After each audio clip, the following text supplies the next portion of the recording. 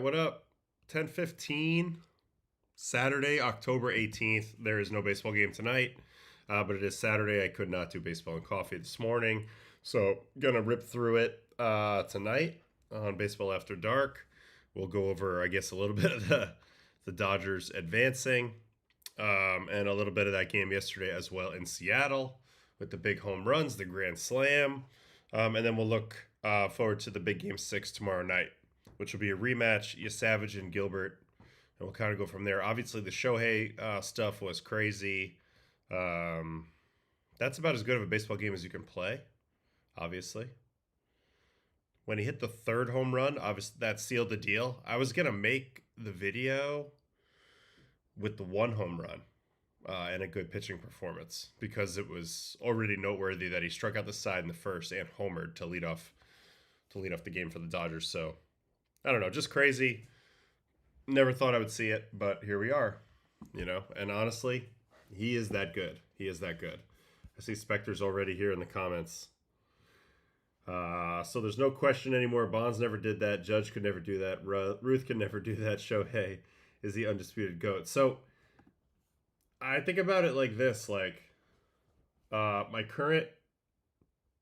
way that I look at it is like peak. You have to do it more than just like for a second, but like some sort of sustained peak.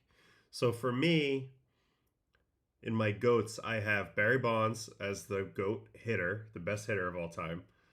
I have Jacob deGrom as the best pitcher of all time. I know that's crazy, but that's what I have. And then I have Shohei Ohtani as the best player of all time. So the combination of what he can do surpasses both of them, especially even Barry, because Barry couldn't pitch, which is crazy to say. So anyway. Yeah, GOAT hitter, but they won't let him in the hall. I mean, it's just like, it's a museum. Can't tell the story of baseball without Barry Bonds. All right, so what was the common thread in the 3 homers, though, for show yesterday? They were all inside. He's been pulling off balls like crazy, and that's why I think he was in a bit of a slump-ish headed into yesterday's game. But like all 3 of these mistakes are middle down in, like they're all down in, right? Here's the first one off of Q. Front door slider, slurve, whatever you want to call it. Just smushed. Lighting up the highlights already.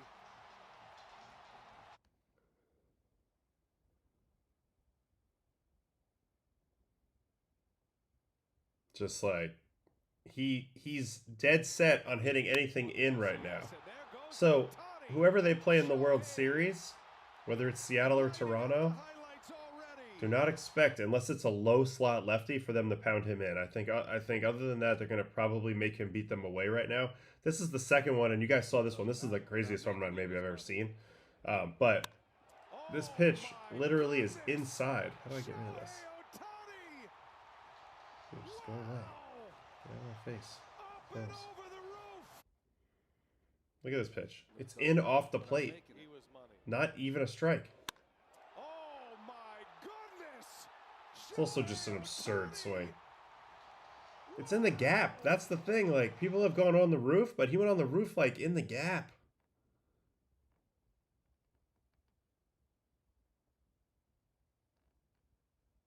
That's a legendary shot. Yeah, they're gonna get the plaque made. Didn't they just make one for Schwarber? Pretty sure they did. Insane. I think that there was a umpire cam. Let me see if there's an umpire cam in this Mookie at bat, like we got that other time. See if we can get another replay in here. Damn. This is like almost a cool shot, but we don't get the whole shot. That stinks.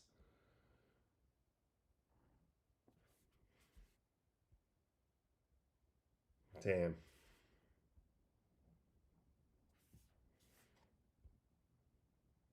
All right, so anyway, that pitch was in, and then the last one by McGill is also in, even though they want it completely away. So I just, And now that I'm like done being shocked and in awe of it, and I'm still not really done with that, I'm thinking like, okay, what does it mean for the next series? Like, just you cannot throw this guy anything down and in. I don't care if it's 100. I don't care if it's 75. I don't care if it moves. You just gotta stay out of there. You can't be in there. No way, Jose. Make him go the other way, down the left field line. Make him reach. Something like that. So, anyway, that's my takeaway. I mean, even the teammates don't know what to do. They don't know what to say. I don't even understand how you do this. You go up there that third time, the fourth at bat, you're like, oh, I'm going to try to hit another home run. I don't know. I find it hard to believe. Yeah, so Schwarber was 2 to 3 days later on the plaque. So they're going to expedite this Ohtani plaque. By the time the Dodgers play their next game in Dodger Stadium, there will be a plaque already installed. The last two pitchers didn't even look at the ball after it was hit. Ooh, let's watch the reactions. Let's watch giving up the nuke reaction.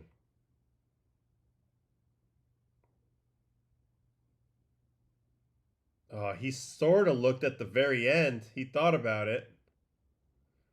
He had to digest it. You see he smirks a little bit right after it. He's like, oh, God. All right, so that's his reaction. I don't think McGill's going to smirk, personally.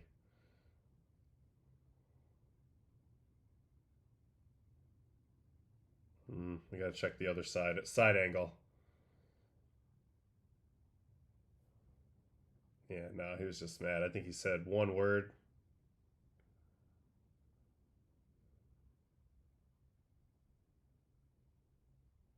Damn. Crazy.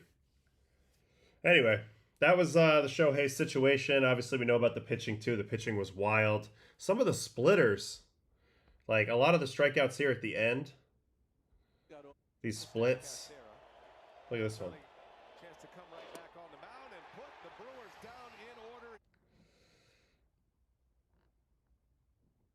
I mean, he's that good in every way. In every freaking way.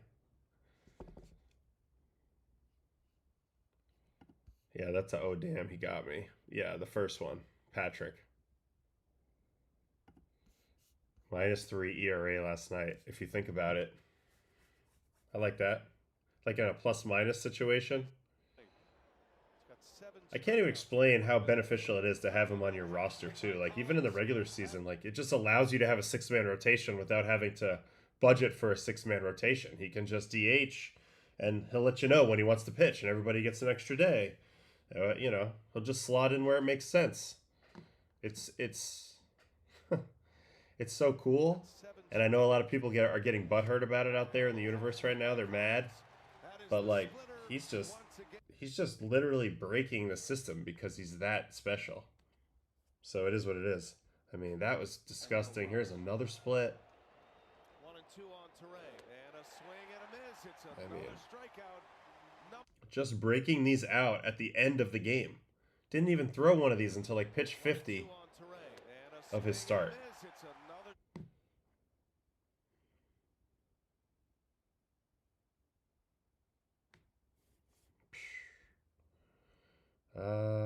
Yeah, so that was the last strikeout. Anyway, he pitched amazing. He's a freaking beast. There's really no other story from last night's game. I guess... How did Roki look? I didn't even watch Roki pitch, so maybe we'll just do that for a second. 9 pitches. You know, we got to keep an eye on him. Roki Sasaki. He is 3 for 3 in save 99 down. Up 5-1. Ohtani with 3 homers. And it's Ew. Ew.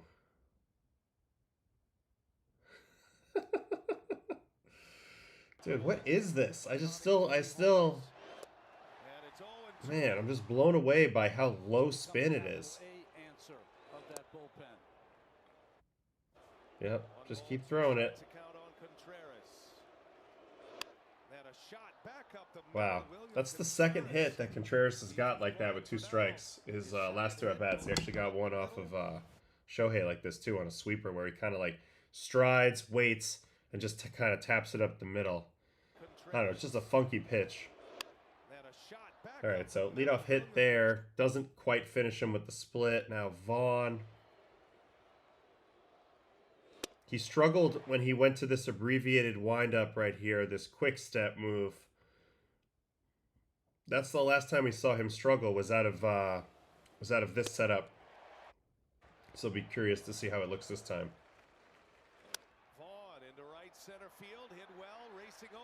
Not a good location, but you know what? He threw 2 strikes there, which is what you got to do. You got a 4-run lead, throw strikes. Can't fault him for anything there. You're just trying to fill it up. That's good too, right down the middle, and then split off that. This one's only 474 RPM. Oh my god, it breaks like a curveball. Negative 6.4 on that. Everybody's giving everybody props. Look at this. It's literally above the zone and then below the zone when he hits it. This is such a freaky pitch.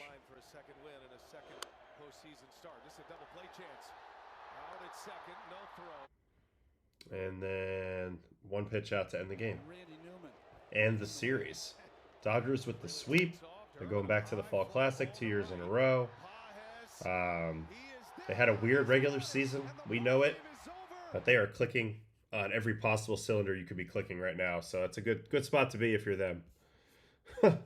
And whoever gets through this American League, whether it's the Mariners finishing it off or whether it's Toronto winning 2 in a row at home here, they're going to have their work super cut out for them against the Dodgers in the World Series. So pretty crazy. Oh, so are we assuming some intentional walks to get to Mookie? That hasn't been working. I saw the numbers when they do this. Not good. I think Mookie's hitting over 400 in these situations, but obviously it's small sample. Either way, small sample. With the amount of contact Roki has gotten lately, even flyouts, something has to change, right? Eventually. I just think Roki's an interesting pitcher because it's 2 pitches, and the second pitch, which is amazing, the forkball split thing, like it's an erratic pitch just by nature. So his fastball command is super important, and he's really relying on getting that first one where they're not on time for the fastball to set everything up. But if guys start to figure out the plane of his fastball and they can anticipate it, there are some pitches to hit against Roki. Also, we've seen a few guys be able to fight off the forkball split at times, and I think mainly it's because it's so slow that even if you're fooled, if it's in the hitting area, you could still maybe throw your bat and hit it. You're not totally committed out front like on an Ohtani splitter, like it's a fastball and then it's gone. So there's a little bit of that layered in there for Roki. But I don't know. He's pretty nasty. He's certainly pitched better than I expected. He's just throwing a lot of strikes. That's the big key. And you know what? He threw strikes even out of that abbreviated windup right there, which is key if he's going to want to use that. Which actually I think it was great of him to practice that move right there. Even though they had a 4-run lead and that steal didn't matter. Because if he's going to use it in a close game, you should practice it and get used to it. But yeah, I mean, we've talked about the pitch plot on the forkball split thing. You know, it's all over the place. So that's part of the issue. He's all but abandoned this slider pitch in the yellow dots here. So, you know, right now, I kind of love the dynamic of having Roki in the 9th inning just because he's still an unknown. Like, not a lot of people have seen the forkball yet. Even the fastball, the way it comes out. Yeah, like, I like the element of surprise that these guys are bringing to the table. Even Shohei, like, I don't even know who Shohei is as a pitcher right now. I'm watching him yesterday, and I'm actually thinking, like, this is what every pitcher wants to do, is just make it up as they go and always have an answer for everything and have more nasty pitches they can pull out of their ass at any time. Like, this is how we all want to pitch. Nobody wants to be the boring fastball, fastball, slider, even if it works. There's a bit of a monotony to that. You want to be the guy who does it all and is like a wizard. So I'm watching Shohei last night do that, and I'm like, It's insane. So they have like the sneak attack factor as well as how good they are. You know? Appreciate that, Carlos. Welcome aboard. Welcome aboard. Cocaine Bear, Cobra. Somebody has to explain to me how Vesia got Cocaine Bear nickname. Maybe that's just the energy he's giving off, which I can see. He's very intense with his fastball up almost every time approach. And it does work, and he's been pretty damn consistent for the Dodgers, but I need to know more about Cocaine Bear and the origin of that nickname.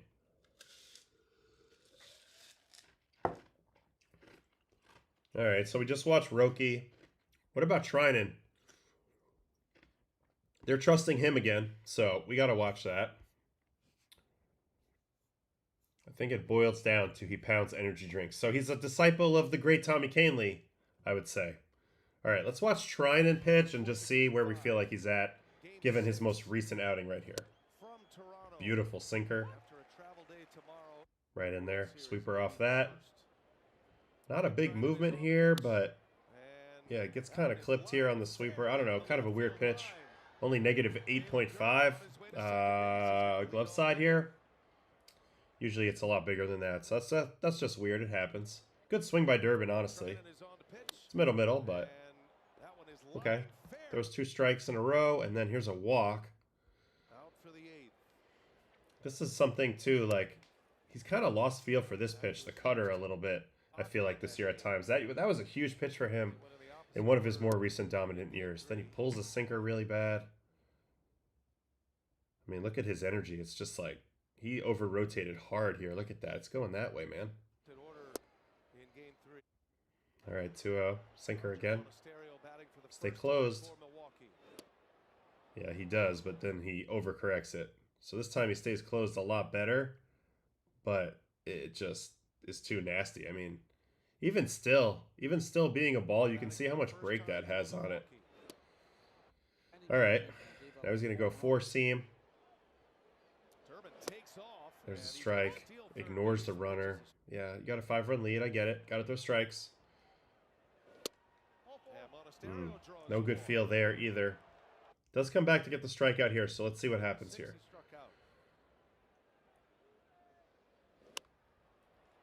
Four-seam strike. Brewers had 2 on, nobody out in the 7th, couldn't score as Collins. 95. He just looks out of rhythm to me a little bit. Like his rhythm's a little different in this abbreviated move than he's been before, and all of a sudden he's locating a little better. Like this move right here, I feel like is a little different than he was. Yeah, that's more deliberate. This is more, he goes up and pause it, like there's like a little bit of a moment here, and then he uncoils. But the thing that he does where he overcooks the 2 balls to the left, like right here, these first 2 to Monasterio, like every single pitcher that's ever pitched does this.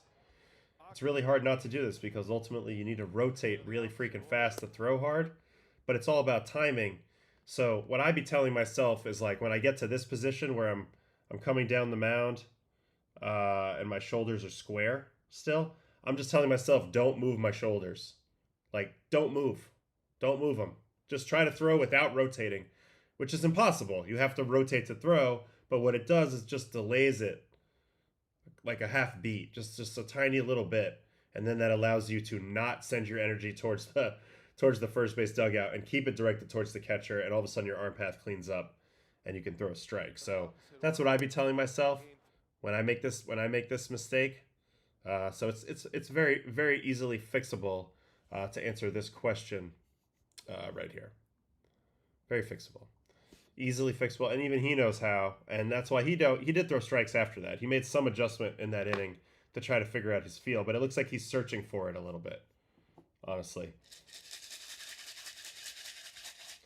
Yeah, I mean, but that was a 5-0 game. Like, trust me, I was the worst of all time at holding runners, and I pitched obviously mostly leverage in my career, just like Treinen, but it's all about the scoreboard at the end of the game, and especially when you're struggling to throw strikes, the last thing you can do is worry about a runner. But you're right. He's bad at it. A lot of us are bad at it. And it's an opportunity for the other team sometimes, for sure. Let's see this question. If you were Dodgers management, how would you play Shohei next year? Would you save his arm for the second half of the season? I think I'd probably talk to him and see what his desires are and what his challenges he wants to take on are and what he wants to dedicate himself to. Because at the end of the day, I need him locked in on some sort of internal goal. The only person that Shohei needs to compete with is himself at this point. That's how good he is. So he might need to take on some new challenge to stay engaged. They already did that with Mookie, right? Mookie's like, I'm going to go play shortstop. Now he's playing shortstop. So yeah, to answer this question, I would let Shohei drive this. Shohei, if you want to go and try to win the Cy Young Award because you don't have one yet, and you want to pitch, fine by me. You've already been worth your weight in gold contractually. Even if you never pitch again and you just have to hit and maybe transition to the field or something, we'll deal with that. But you let Shohei do whatever at this point. In my opinion, he drives it. So.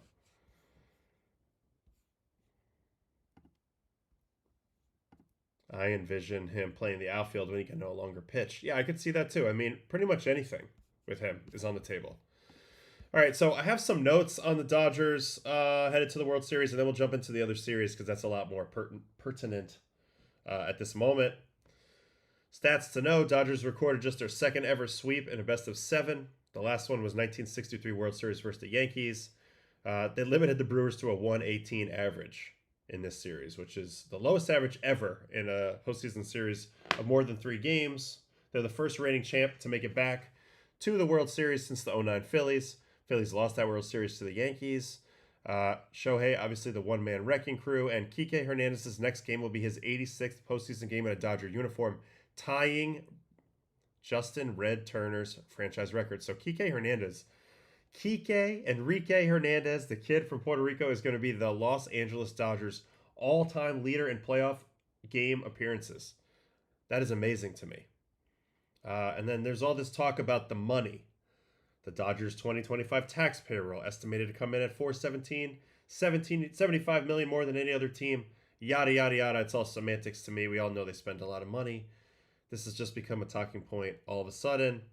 We got some more Dodger stuff before we hop into the other stuff. This is Dave Roberts' 5th time managing the Dodgers in the World Series. He's the 9th manager to manage a single team in the World Series 5 times.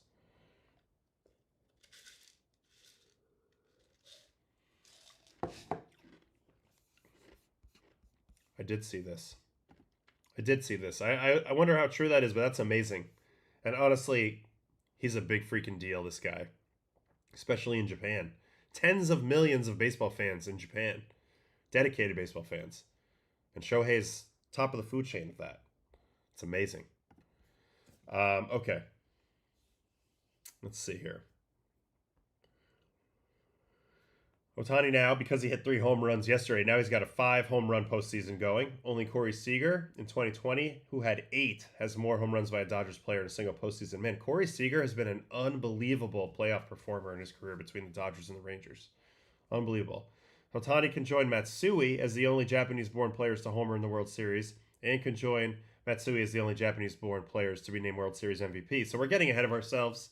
But of course, considering he's on this Michael Jordan track, I mean, he's probably going to play well enough to be in the conversation for World Series MVP should the Dodgers win, and he'll probably win it. So maybe we're not getting ahead of ourselves, but we are a little bit. Let's play the baseball games. Freddie Freeman was named World Series MVP last year. Can he become the first player ever to win consecutive MVPs in the Fall Classic? Interesting that that's never happened. The only people with multiples are Koufax, Bob Gibson, Mr. October, Reggie Jackson, and Corey Seager. Mookie goes for his 4th World Series title. He's still in search of his first home run this postseason. Crazy thing with Mookie is 4 World Series titles if they bring it home here. That's pretty legendary stuff. Like, we don't really judge baseball players as much off of the rings as like in basketball, but four rings is exceptional if he gets that done. And Teoscar could be facing his former team if it's the Blue Jays. So that would be fascinating. Wait a minute. Did he also play for the Mariners too, Teoscar? I feel like he might have. Anyway, Dodgers starting pitching. This has really been the story. 7-1, 1.40 ERA with 81 strikeouts this postseason. 0.52 ERA in the last 5 games. They're 9-0 when the starter goes 5+ innings. Dodgers rotation has given up 10 runs in 10 games this postseason, which is on pace to be the lowest in a single postseason all time. Dodgers starters have 8 games with over 8 strikeouts this postseason, 2 shy of the 0-1 Diamondbacks for the most in a single postseason. That was Randy Johnson, Kurt Schilling style. Unreal. And now a little bit of Dodger controversy. No, it's not controversy, but a little bit of a question here is the rust versus rest conundrum. They'll have 6 days between games. Ohtani had 12 days rest between starts and recently hasn't shown up. Scherzer had 22 days of rest between starts and pitched really well in that game 5. Actually, that was game 4 for the Blue Jays. So we'll see. Rest versus rust seems to be, you don't want it to be too long, but maybe some of these teams are a little more used to it now that they've had a bye situation before in the past. They know how to deal with it a little bit. But yeah, we'll see. Yeah, Teo played for both Blue Jays and M's. That's what I thought. Me personally, as a pitcher, I liked to have 1 or 2 days off between outings. No more than that. 3 was like an absolute most, and then it was kind of a deal breaker after that. You know, it's funny. I want to go look at my splits on this for a second. I think they're pretty telling. Whoa. Page not found. I got deleted. What happened here?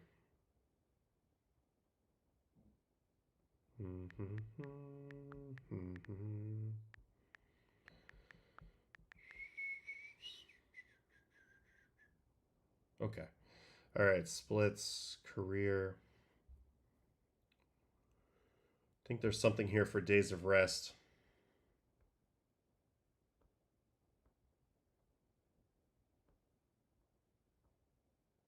Days of rest. Okay. All right. So no days of rest. No days of rest, 3.71 ERA. 1 day of rest, 2.86. 2 days of rest, 2.41. And then you see after that, 3 days of rest, 5 ERA. 4 days of rest, 5.11. Somehow with 5 days rest, I'm okay, which makes no sense to me. I don't even understand that. But then I suck again with 6 days or more. So for me, I like to pitch more regularly. But that's just like on an individual level. I think on a team level, it can be very important to play regularly. I've seen teams go in the tank after 1 off day where all of a sudden their head's in a different place because you had 1 fun off day and you're in Kansas City for the off day and you go do some dumb shit all day. And then like the next day, you're just not locked in when you get to the field and you play and you guys don't show up. So it's different in the playoffs. You're going to show up obviously, and you kind of need these off days. But at the same time, 6 is kind of crazy, and you have to find a way to stay occupied and also stay sharp. So it's a challenge. And I don't really know. I guess you have to see. As long as Blake Snell is fine and feels good, that's all that matters. Yeah, I agree with that. Blake Snell he's on top right now on the mound. He's unbelievable. What's the best way to stay sharp? Probably doing sim games. Things of that nature. It's as good as you can do. The hitters, continue to make practice difficult as you can, and really prep for the pitchers you're going to be facing. Really understand the windows that you want to see for swing decisions and things like that. I don't know. There's a lot of ways to go about it. A lot of ways to go about this. So probably too many to cover. All right. So enough of that. And now let's go check up on the other game yesterday. Mariners and Blue Jays. Ends up being this is an older game because I was getting ready for the next matchup, Yesavage and Gilbert rematch. No, but it ended up being 6-2 last night on the power of this big 8th inning rally. So 8th inning rally ends up coming off of Little and Dominguez. Little gets put in the game here. This is kind of controversial. I know people have been coming at Schneider a little bit. His reasoning for this was he wanted to switch up the matchups a little bit. I believe this is a righty pocket though. Let's see what it looks like. Also, for me, I saw some statistics about Little like having a 6 or so ERA over his past 22 outings or something. And when I've watched him, he's got good stuff, but he's definitely been a little erratic at times. So to me, it's more like I know you want to have guys face different guys, but I also need to have a guy in there that's going to throw strikes and stuff like that. Anyway, let's just see. Toronto and Seattle. Little.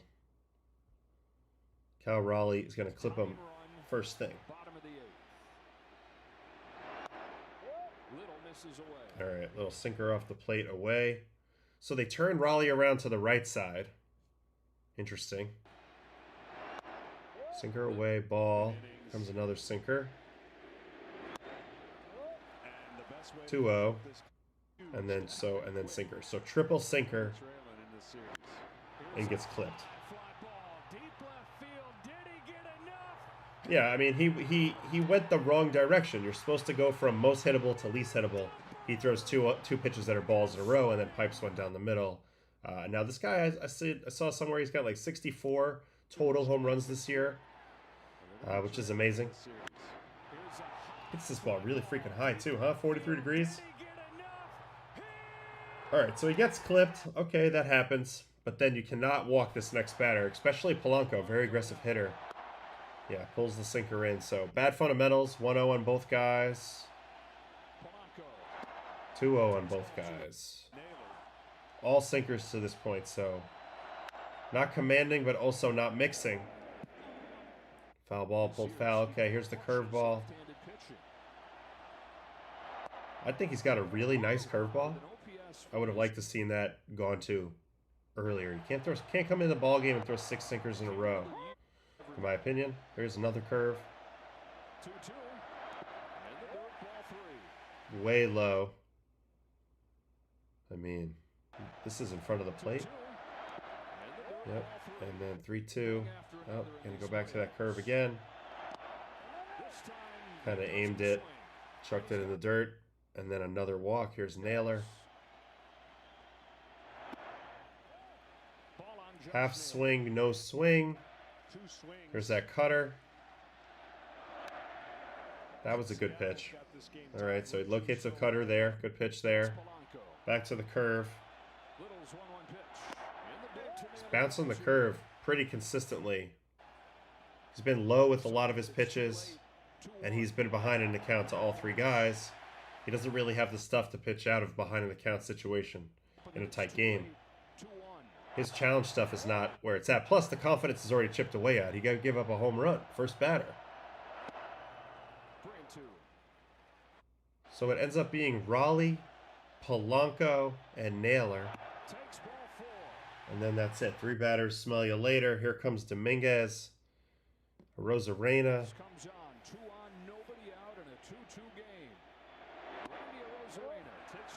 And they're just falling behind big time in this inning. 2-0 again. Oof. That's a good pitch to hit.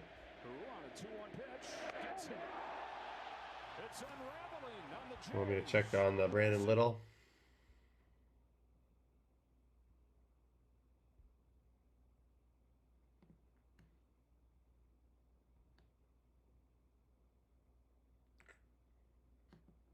No swing. Not really that close. He definitely like pulled forward, but kept the wrist back nice. All right, so Dominguez ends up hitting Randy here on 2-1. Randy's getting good at getting hit, by the way. This is a strategy. I don't know if you guys have ever watched the legend Tim LaCastro get hit by pitches. It's not all about not moving. It's also about looking like you're trying to get out of the way, but you're actually not. That's what Randy does here. He turns back, but he doesn't pull the arm way in. He just kind of like braces it. You know what I'm saying? It's still hanging out there. He doesn't aggressively try to turn the upper body away. Now, Timmy LaCastro would lay it out there even longer. But it's a skill. It's a skill. get on base all day long. And then here's the grand slam. So, I mean, look, home run, fall behind 2-0, home run, 3 sinkers in a row. Then non-competitive walk, and then non-competitive hit by pitch. You can say that the Mariners didn't really earn this one until this. So let's see this at bat. Fastball down away. This was my concern a little bit for Toronto. I don't really know who's getting the big outs for them in a tight spot. I guess it's Varland, but he's obviously been clipped a few times. Dude, how do you even make contact with this on 1-1? You got to be feeling good if you're a pitcher after that swing. Bases loaded, nobody out in the 8th. Suarez takes down. Slider down bottom. Pitch with Dominguez. 2-2. Fastball. Skied. So he's late and under that. And where's that pitch height-wise? Let's say it's belt high, about belt high. Does that look belt high to you guys? Yeah, a little below the belt-ish. Okay, let's see the home run pitch now and where that is. Because it's another fastball. A little lower, right? Just a touch. Big mistakey. And that's what Gino does. He's going to swing for a home run all the freaking time. And every once in a while, folks, he's going to hit a freaking home run. And more than every once in a while, really. Hit like 40 what during the year? And this is the grand slam. There was seismic activity. And yeah, this ball is a little more... Yeah, just a hair lower. So, you know, when a guy's under your pitch, you got to go higher than that. You can't meet them where they're at. And that's what he does there. Also, the double up and just not really having much else to your game but velocity. You know, I love Sir Anthony Dominguez's delivery. Like, it's one of my favorite deliveries in the game. It's so clean and efficient and smooth. But I just feel like from a pitching plan standpoint, it's pretty easy to hit against him because you know you're getting 98 pretty much all the time or a non-competitive breaking ball. So, anyway, Suarez takes some big fly, Oppo Taco there. That's the 4 runs. Let me look at this lineup a little deeper here. So let me get back to the box score in this game. He fires little into this ball game with Cal Raleigh up at the plate. Raleigh, Polanco, Naylor. So this could be, if a righty's in here, he's going to get 3 lefties in a row. You turn Cal around, you get him to the right side, you get Polanco to the right side, and then you get a Josh Naylor. Splits on Cal Raleigh and Jorge Polanco? Anybody know? Anybody know? Anybody know? Anybody know? No. Let's see. He is 1,000 OPS versus lefties. So he's actually better versus lefties. Cal Raleigh. And then how about Mr. Jorge Polanco? He is also better versus lefties. So now it's starting to make less sense. So, don't love that. But I also just don't love the fact that Little hasn't been very hot. You know, I'm surprised that you're turning to him in Game 5 ALCS at this moment. He's pitched a crap load this year. 79 games in the regular season is a heck of a lot of games. Post All-Star 4.88. So yes, 2.03 pre-All-Star. He actually finished up fairly good in September, but the whip was a hell of a lot higher the last 3 months. 1.6, 1.65. Even in this good month, 1.34. Looks like there was some good fortune a little bit in that month. He was a little bit on fumes, I'm guessing, coming into the postseason. So, again, these are all things you're going to know. But now the question is, who do the Blue Jays turn to behind Yesavage in the big game today? That's coming up later, I guess tomorrow night. Still, what day is today? Today's still the 18th? So, yeah, 99% chance you bring Hoffman in the 8th, but he chooses the 1%. Yeah. I mean, Hoffman had barely pitched as well. And there's also Fluharty.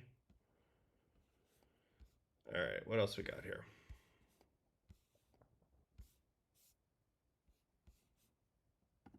What's this comment from Brandon? Feel like no one is talking about the travel factor Seattle has to carry. If they win tomorrow or Monday, they would start the World Series with a lot of jet lag between Detroit and Toronto. They're used to the jet lag. They travel the most in the league.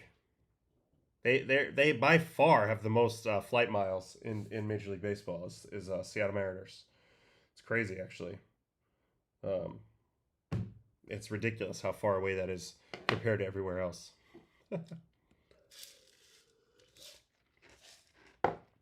But the travel is no joke at times, even in the big leagues. Even how cushy it is, at times it's no joke. You're bone tired. I mean, we flew back and forth to LA a few times last year from New York. They're just long flights, and then you're kind of discombobulated, especially when you come back east. So they're all real things. Oh, and then we have probably Bassett tomorrow after Yesavage. All right, well, let's get into the notes a little bit as we get ready for this Wago. And then maybe we'll watch a little bit of how these two starters fared. It will refresh our memories when we get there. So here we go. Mariners are 1 win away from their first pennant in franchise history. First ever. This will be the first ever. So not a stretch to say that this is the biggest game in Mariners history coming up tomorrow. Yesterday was probably the biggest game in Mariners history before that. So they are on a magic ride. It's really cool for their fan base. They are the only active franchise that has never appeared in the Fall Classic. They are only one of 5 teams that have never won the World Series, along with the Brewers, Padres, my Rockies, and Rays. This is the 50th season of Major League Baseball in Seattle. 49 is the Mariners, as well as the 1969 Seattle Pilots, who moved to Milwaukee and became the Brewers. Mariners have won 5 of 6 potential postseason series clinching games in franchise history. The lone exception was the Game 4 loss in Detroit in this year's ALDS. Meanwhile, Toronto has lost 4 straight postseason games when facing elimination. So, whatever. None of that really matters. That's more fan-based stuff. Seattle has scored 20 of its 25 runs this series via the home run. So, this has been a contrast in styles. We know Toronto has the short swing contact approach. They don't strike out, but they don't hit as many home runs. They have some pop, obviously. But Seattle's pretty much home run or bust at this point. Everybody's swinging for the fences. And they've had some big multi-run home runs, including that grand slam. That obviously adds to that tally. Raleigh's up to 64 home runs this year. This is what I was saying. The only people who have ever hit more than that in a single year plus playoffs is Bonds, McGuire, and Sosa. Bonds, McGuire, and Sosa. That's fantastic. Raleigh's .807 slugging in 15 career regular and postseason games at Rogers Center is best all time. He has 9 home runs at Rogers Center in 15 games. With 18 RBIs. That's fantastic. Suarez has driven in 6 of Seattle's last 7 runs. Okay. And then Trey Yesavage started the season as single A Dunedin. Now the 22-year-old, who has just 3 career regular season starts, takes the hill with his team, facing elimination. That's the fewest regular season starts by any pitcher ever to start an elimination game in the postseason. Yesavage followed up a great postseason debut versus the Yankees with a clunker in Game 2. 4 innings pitched, 5 runs. And we all know it's about the splitter, so we're going to watch some of that, and we'll have an idea. Bassett and Lauer will likely be out of the pen for multiple innings if needed in this game. The other pitcher is Logan Gilbert. He's on 5 days rest. This comes after he threw 2 innings on 2 days rest in ALDS Game 5, and then he pitched 3 innings on 2 days rest in ALCS Game 2. So he wasn't great in that first game. Didn't really have his best stuff, I would say. Battled, but only lasted 3 innings. Then there's also a couple other offensive factors in this game. Vlad is .353 with 2 home runs off Gilbert, although he was 0 for 2 in Game 2. And then Springer, we're a little worried about. He took that pitch off the knee from Brian Wu. X-rays were negative, and Schneider remains hopeful he'll be starting on Sunday. Let's watch that, actually. I actually want to watch all of the Brian Wu inning. Let me just read this last little bit. Vlad is now slashing .457, .524, .971, 5 homers, 11 RBIs in 9 games this postseason. His 1,495 OPS is the 6th highest ever in a single postseason. So he's a joke. We know this. All right. Where's my guy Wu? I think it makes sense to watch all of Wu because we just need to know because he has a shot of probably pitching again in this series if he's healthy. All right, 96-2 there. Line the other way, the very first pitch he throws, and not his typical. Well, it's a decent metric for him, but not typical. All right, Varsho.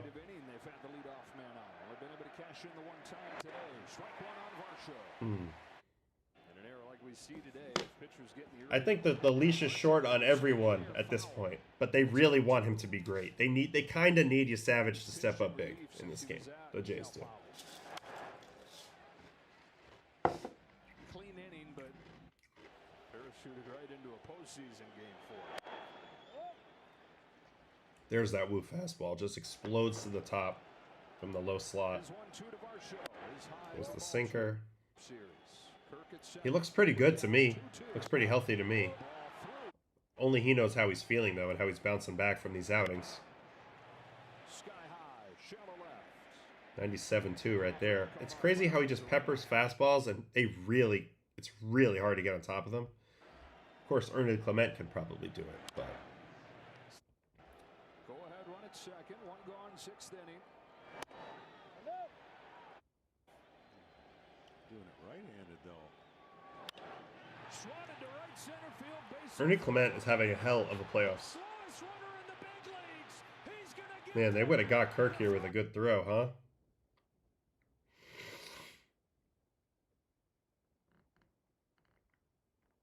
Yeah, he would have been a dead duck. Good swing right there by Clement.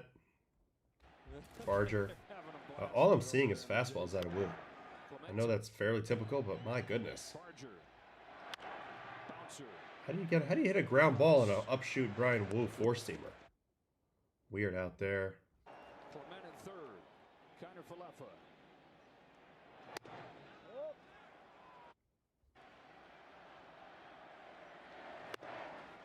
I mean, it's just fastball. Here's the sinker. That's so dirty. Okay, here's the sweeper.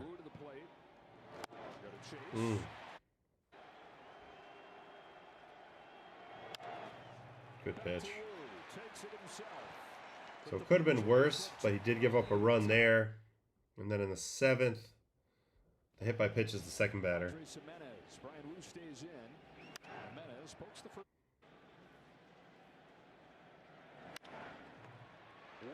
Second, Rivas.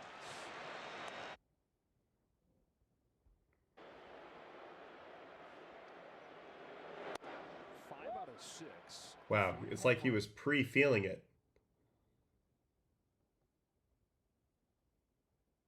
Oh, I think he kind of twisted his knee the way he stepped there. Is that weird or what?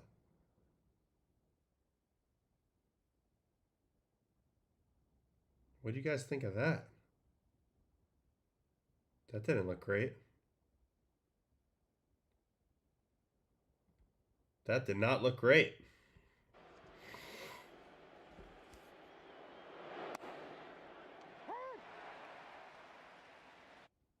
All right, sinker here. Here's the hit by pitch. Jeez, right off the freaking cap.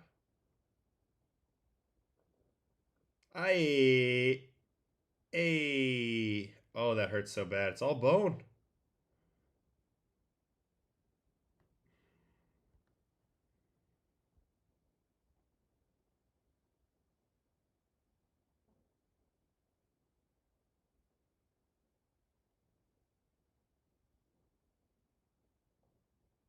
Ow.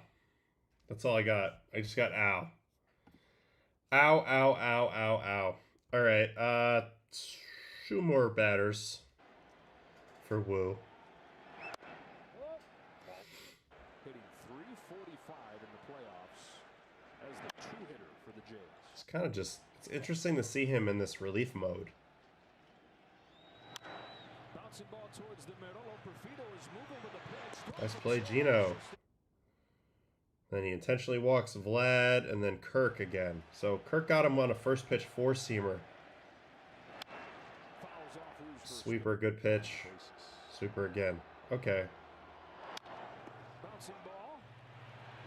Pounces on it, flips it over to Ooh, nice little play. Nice little play. Okay, so we see Wu.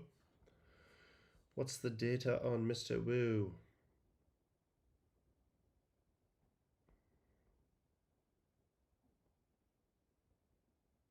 Velocity was there.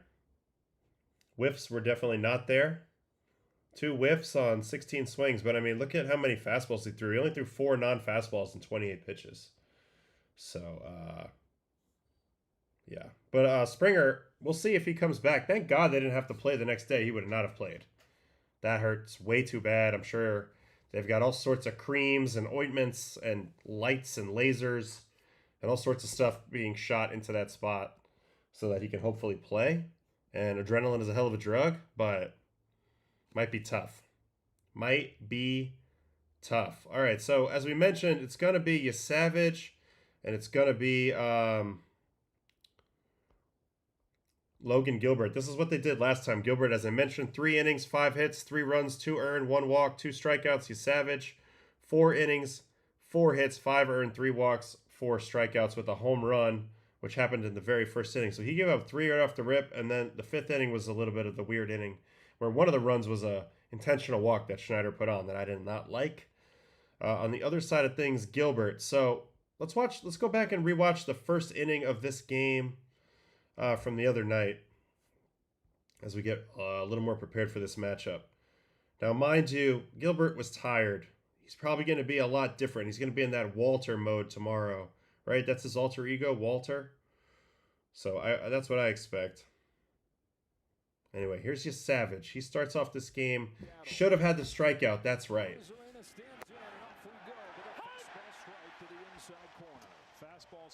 Oh, man, I appreciate that. Good luck. Best of luck with every single thing. And we're going to keep these streams going as long as we possibly can. Get well soon. Okay, so here's the slider straight downhill. I mean, he came out looking great. You know, really, really great. But then he doesn't get the put away. Fires a split in the ground. This pitch was a strike, right? Doesn't get it? Yeah. This changed the whole game. It's crazy because it's the 4th pitch of the game. But he doesn't get this strike. And then we were wondering, what does it look like when Yesavage struggles? Well, it's when he either falls behind the count or he's not landing that slider or split and he's kind of forced into the zone with more predictable pitches, or he just beats himself with walks. That's probably it. Because if he's in command at all whatsoever and he's getting strike 1, you're in big, big trouble. So there's the hit by pitch. Here's the Cal Raleigh walk. And, you know, they weren't trying to let him get ahead either because they know his strikeout prowess. You know, so he goes ahead and swings at this one.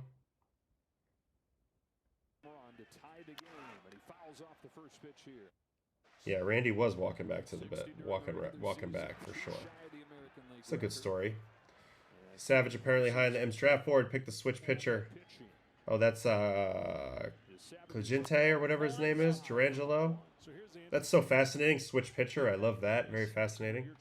But man, Savage would look good on any rotation, honestly. Also, this is a heck of a take. So it's the takes on the splits are a big thing to watch. As well as just his ability to land anything but a fastball in the zone. And how effective it is when it's in the zone. Like, I know he hangs a split here to Julio. You know, he can only do that once an at-bat. You can't throw 2 slow-ass breaking pitches in the middle in the at-bat.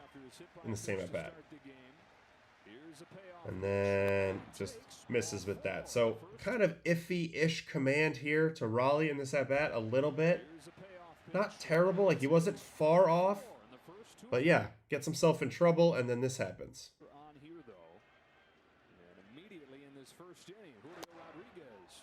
Good pitch right there.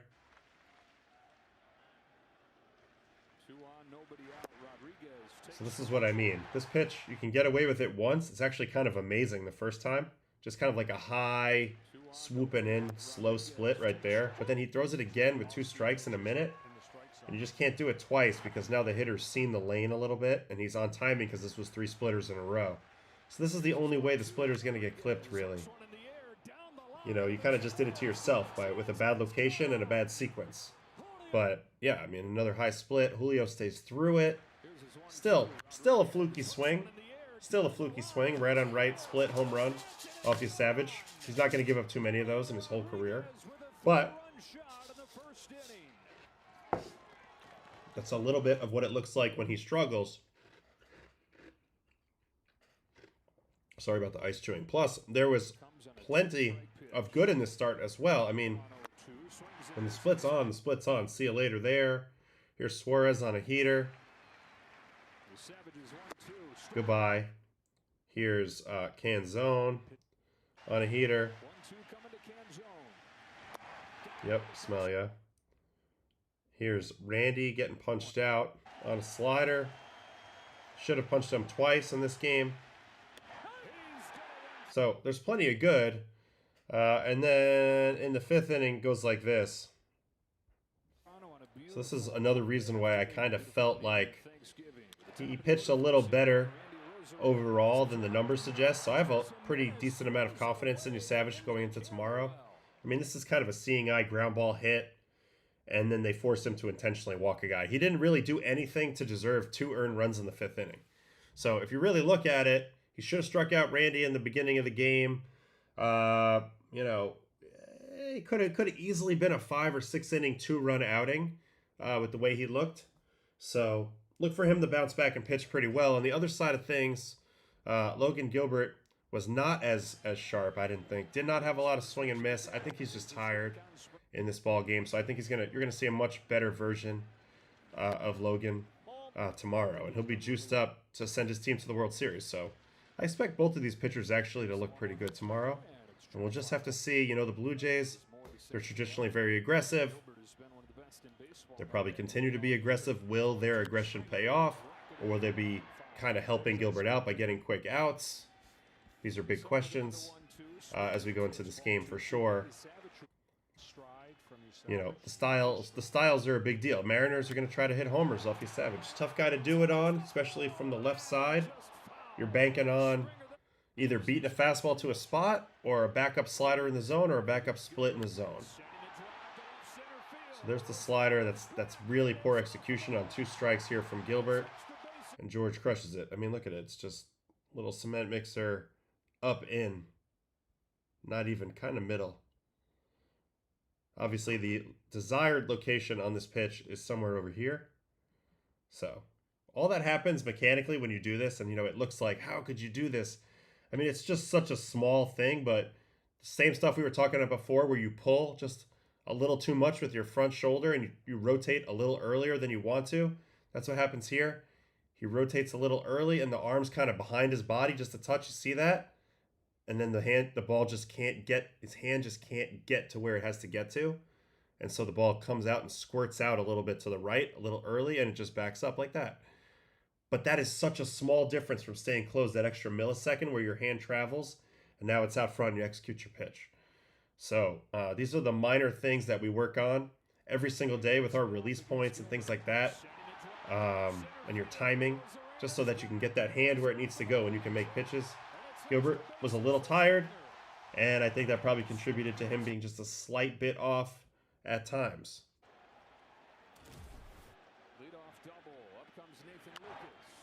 That's a pretty good pitch. Gets the hand out front that time, but then gets hit here.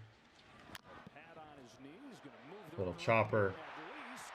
Naylor tried to do too much. Gilbert didn't really slow down enough on the way to first, in my opinion.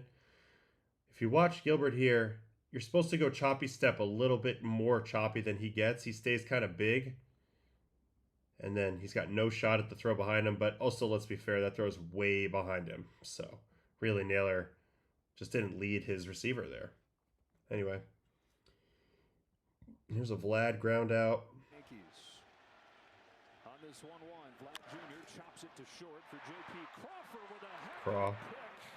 Nice play. Nice pick. Gets that short hop. Once the ball's that high in the air, if you don't commit to it, you're in that in-between land. So you got to go, and got to pick that thing. Nice play.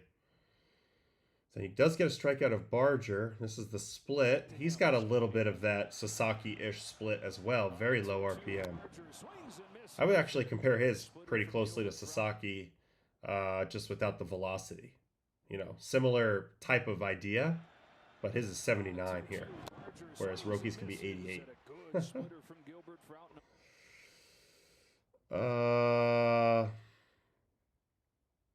What else we got?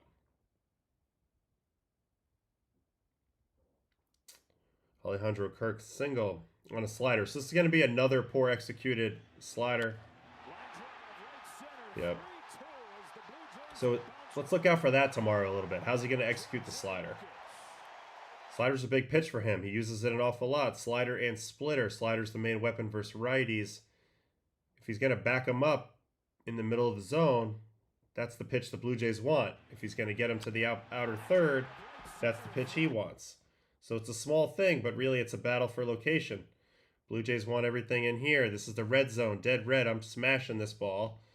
And he wants to be in the safe zone, the blue zone. He wants to be over here. You know, you could split the difference in the middle here, but he wants to be over here all day long. That's going to be a big deal. That's kind of what I'm looking at for Gilbert, and that's about it. Other than that, just the velocity. So, yeah, last game, 27 four-seamers, 19 sliders, 11 splitters. And on the sliders, last time, 10 swings, 1 whiff, 10% whiff on the slider. So that needs to be a little better. If that cleans up, if the slider command cleans up, I could see him pitching very well in this game.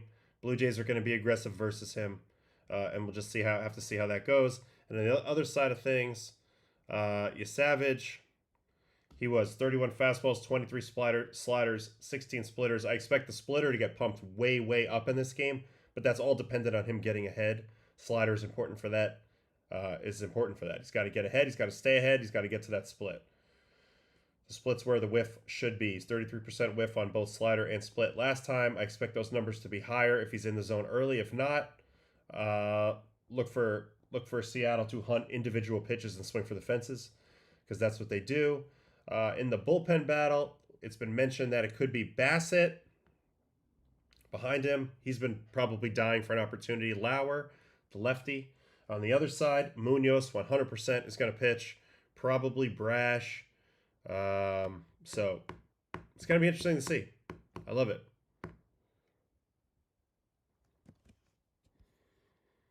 Well, Jeff hasn't really pitched much in this postseason. He's looked good in the games he has pitched. Jeff got a lot better a couple of years ago, actually, with Cincinnati, and then Philly really reaped the benefits. He became one of the nastier relievers in the game. I think his mentality ended up being better for the bullpen. He was a huge starting prospect when he came over for us, though, with in the Tulowitzki trade.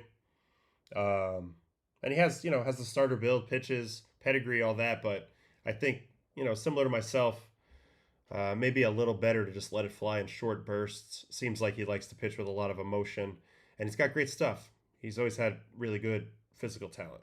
That's my opinion on Jeff. All right.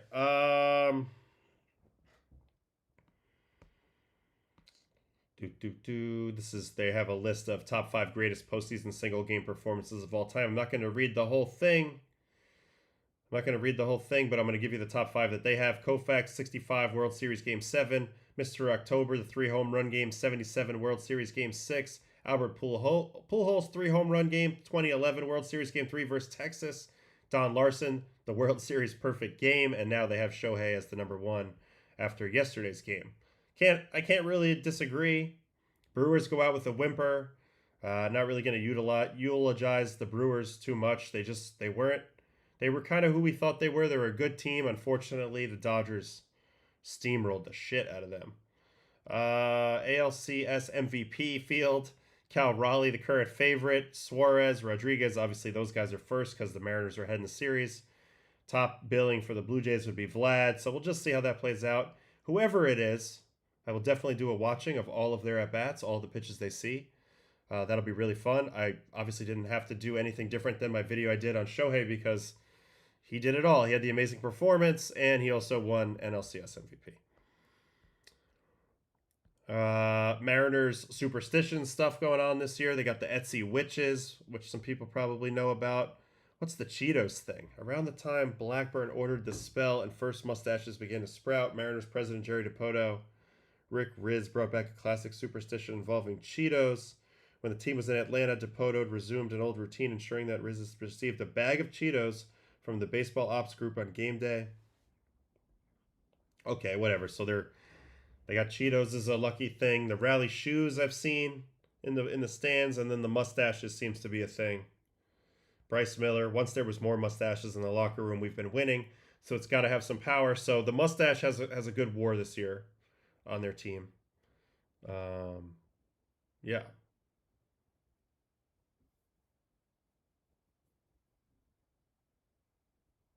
Yeah, it does feel a little bad, but they did get absolutely stomped.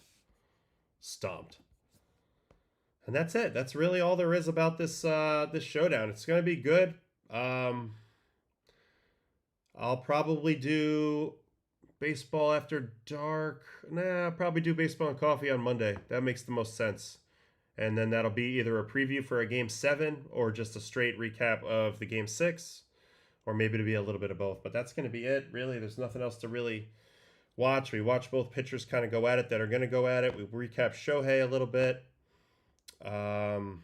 We watch Suarez, watch everything that happened there. We watch Roki, we watch Treinen. So we're ready for the Dodger stuff. When we get there, we'll watch more Dodger stuff. In the game tomorrow, we kind of have our heads wrapped around a little bit what's going to happen. Blue Jay with their aggression versus Mr. Gilbert. And let's see how the slider performs. That's the key pitch I'm watching for. Maybe I'll answer a question or two before I get out of here.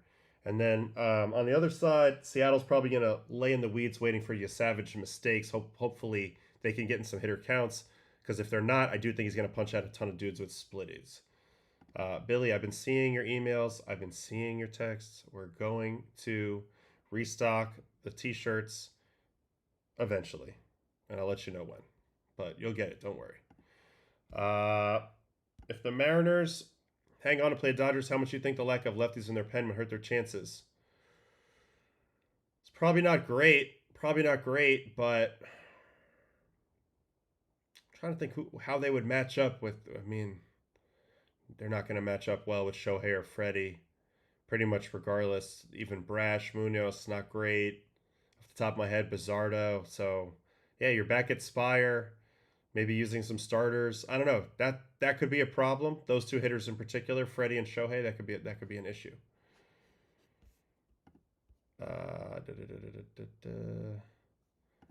This would be my guess. The Dodgers will keep the same pitching. I'm sure it'll be Snell and Yoshi first 2 games. Those are the guys they want to ride. Yeah, and then that sets them up for a glass now with Shohei out of the bullpen game 7 if needed. Off-season streams. There's 2 questions about them. Off-season streams. So I'm just gonna kind of wing it the way I've been winging it, and I think what that'll look like more than likely is like 2 to 3, maybe 4, depending on the week. Streams per week, mostly in the morning, maybe some at night. Some will be diving into certain topics with a guest or by myself and with the chat. Some will be straight Q&As. Some will be full conversations, long form conversations with a guest. Some we'll do some kooky other stuff. We'll try to get creative. We'll figure other things out. We're open for suggestions, of course, but I'm going to try to keep it going as much as possible, but it probably can't be every single day. So, yeah, it'll be a lot, but probably not every day, but that allows us to explore some different ways to dive into the game. There's obviously a lot of off-season topics as well, but definitely planning on having a ton of people share their expertise and make me smarter at least, all off-season long. So that'll be great, but let's finish this out strong. Let's finish out the Championship Series, ALCS, and then let's do the World Series. It should be great. So anyway, thanks you guys for hanging out. I'm going to bed. I appreciate it, and I will see you guys on Monday morning. No stream tomorrow. Enjoy Game 6. Jays, Mariners tomorrow. And have a great one, everybody. All right. Adios.